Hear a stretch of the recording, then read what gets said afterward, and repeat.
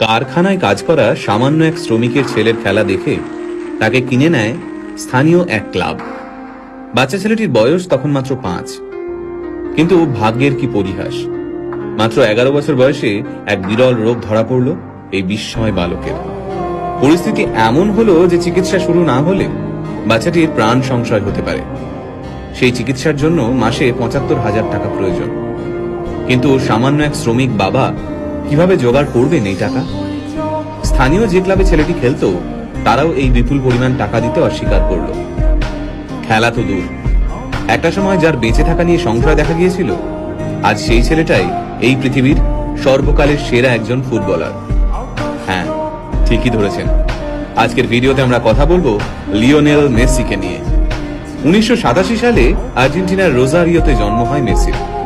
বাবা কাজ করতেন স্টিল ফ্যাক্টরিতে, মা ছিলেন সাফাই কর্মী।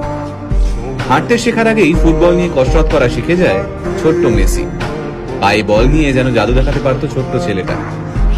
তার খেলা দেখে মাত্র 5 বছর বয়সে তাকে কিনে নেয় স্থানীয় এক ক্লাব।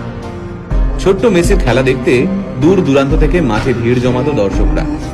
তাই মাত্র 5 বছর বয়সী মেসির খবর ছড়িয়ে পড়ে আর্জেন্টিনা থেকে স্পেনে। পরিবারের মুখে দুবেলা